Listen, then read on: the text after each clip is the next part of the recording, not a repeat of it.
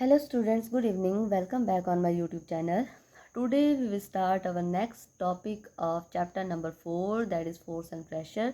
Last class में हमने force के बारे में स्टार्ट किया था, जिसमें हमने लास्ट टॉपिक जो पढ़ा था that is factor associated with the magnitude of force needed. कौन कौन से फैक्टर है जो मैग्नीट्यूड ऑफ फोर्स के साथ जो है ज़रूरी होते हैं। तो इसमें हमने स्प्रिंग बैलेंस के बारे में भी देखा था। नेक्स्ट जो हमारा टॉपिक है that is the force has both the magnitude and direction. तो फोर्स के पास दोनों मैग्नीट्यूड भी होते हैं और डायरेक्शन भी होते हैं, तो इसके बारे में हम पढ़ेंगे। So now let's start. It is now easy to understand that we need to know both the magnitude of force and the direction in which it acts to completely satisfy it. अब magnitude क्या होता है? Magnitude का means होता है परिमाण, मतलब इसका साइज, शेप, डायरेक्शन, मास, वॉल्यूम, ये सारी चीज़ें मैग्नीट्यूड में आती है। तो ये अब इजी है अंडरस्टैंड करना कि हमारे को फोर्स की मैग्नीट्यूड और डायरेक्शन दोनों का पता होना चाहिए, ठीक है, ताकि हम कम्प्लीटली सेटिस्फाई हो सके।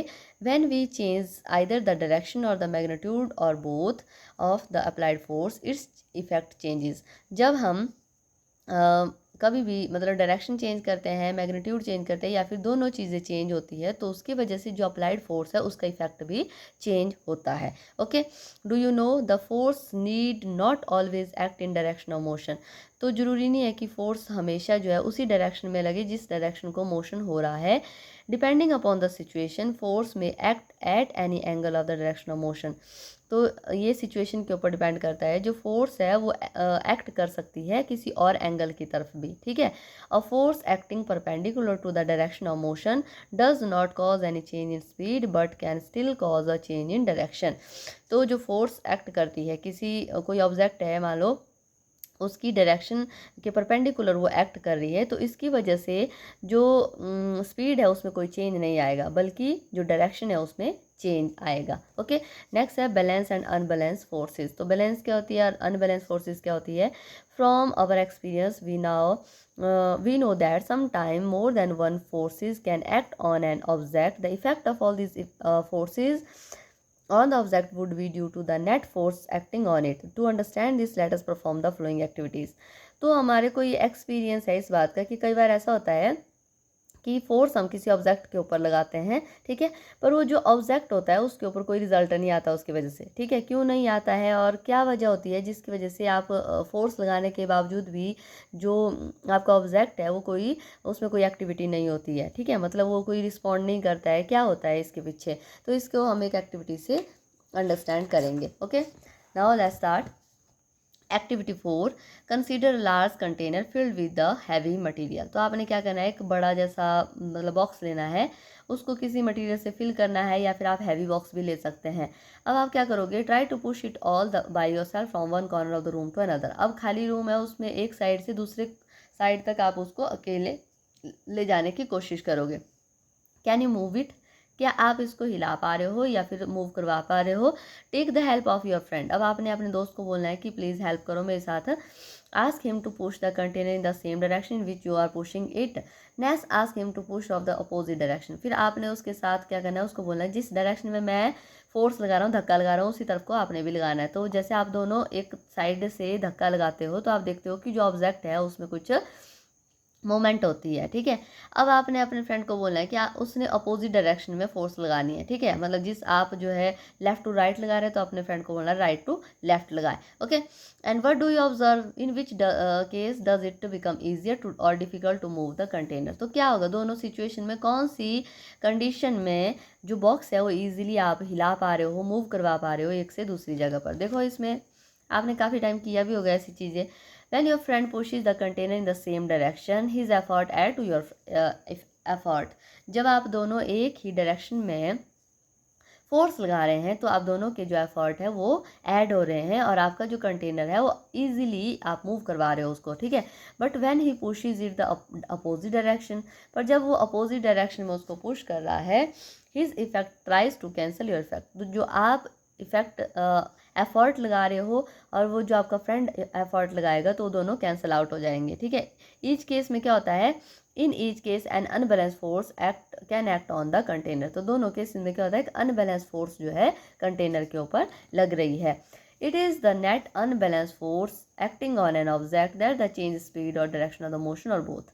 तो ये क्या है एक्चुअल में, फाइनल में क्या है, ये एक अनबैलेंस फोर्स है जिसकी वजह से आपका जो ऑब्जेक्ट है वो मूव हो पा रहा है और जो है एक जगह पर ही वो जो है इधर से उधर जो है हिल रहा है, ठीक है। When the two forces acting on the an object are different the object undergo change in state of rest of motion. जब दो फोर्सेस एक ऑब्जेक्ट के ऊपर लग रही है, ठीक है, are the different and the object under, तो जो ऑब्जेक्ट है वो उसकी जो state of motion, state of rest है वो मोशन में आ जाता है। मतलब आपका जो कंटेनर था जब स्टेबल था तो आपने दोनों ने एक ही डायरेक्शन से उसको फोर्स लगाई तो वो अब मूव होना शुरू हो गया। The change cause depend upon the net force acting on it. तो चेंज किस वजह से हुआ, जो नेट फोर्स आप दोनों ने लगाई उसकी वजह से। We call a pair of different forces are unbalance forces. तो इन जो पेयर ऑफ फोर्सेज लगी इसको बोलेंगे हम अनबैलेंस फोर्स, ठीक है।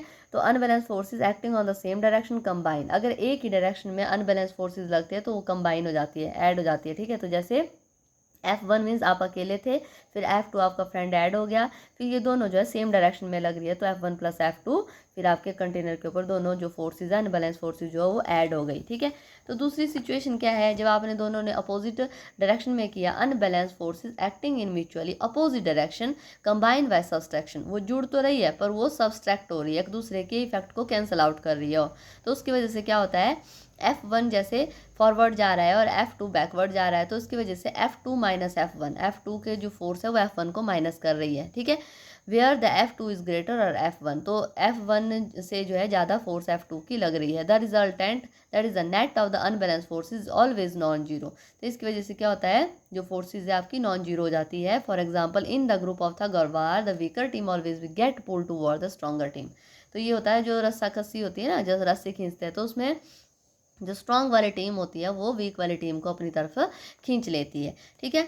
The figure show a block of would. अब देखो यहाँ पे एक और एक्सपेरिमेंट किया है, एक ब्लॉक लेना है आपने वुड का, उसको आपने दोनों तरफ से स्प्रिंग से बांध लेना है and has tied to the two spring if we pull the block from both the side. अगर दोनों साइड से हम ब्लॉक को खींचने की कोशिश करेंगे सेम फोर्स के साथ, block remain stationery, same force लगनी चाहिए, ठीक है। तो वो जो ब्लॉक है आपका स्टेशनरी एक ही जगह पर रहेगा। The forces are equal and opposite, वो फोर्सेज कैसे इक्वल है और अपोजिट डायरेक्शन में लग रही है। The net force is zero, तो जो फोर्सेज क्या हो रही है, जीरो हो रही है। Similarly in a game of tug of war when both the team pull the rope with equal and opposite forces the rope remain stationary, the net force again is zero. तो अगर बराबर जोर लगेगा ना दोनों साइड से रस्साकसी में, तो वो जो रस्सी है वो एक ही जगह पर स्टेशनरी रहेगी। We call such a pair of forces the balance force, तो उस फोर्स को क्या बोलेंगे, बैलेंस फोर्स बोलेंगे। Now try to squeeze a rubber ball between your palm by applying nearly same force from both sides. अब क्या करना, आपने एक रबड़ की बॉल लेनी है, उसको अपने हथेली में इस तरीके से प्रेस करने की कोशिश करनी है। As a force applied are equal and opposite net force is almost zero. तो क्या होता है, जैसे दोनों साइड से इस तरीके से लगाते हैं ना तो जो फोर्स है वो क्या हो जाती है, जीरो हो जाती है। It does not move the ball but can, तो उसकी वजह से बॉल तो मूव नहीं हो पाती पर उसकी जो शेप होती है डिफॉर्म हो जाती है, चेंज हो जाती है, ओके। वी दस कंक्लूड दैट, तो हमें क्या कंक्लूजन इससे मिला, equal and opposite forces do not change the state of rest of motion of object.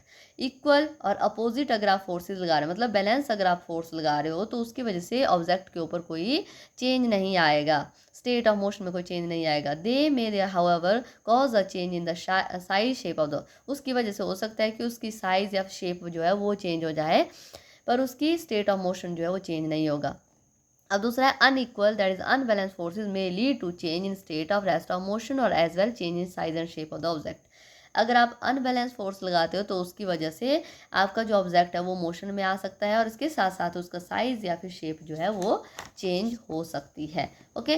Now यहाँ पे सर आइजैक न्यूटन के बारे में दिया है, सुना होगा आपने इनके नाम के बारे में, बहुत ही ग्रेट साइंटिस्ट थे, ठीक है। सर आइजैक न्यूटन 1642 में बर्थ हुआ था इनका और 1727 में डेथ हुई थी।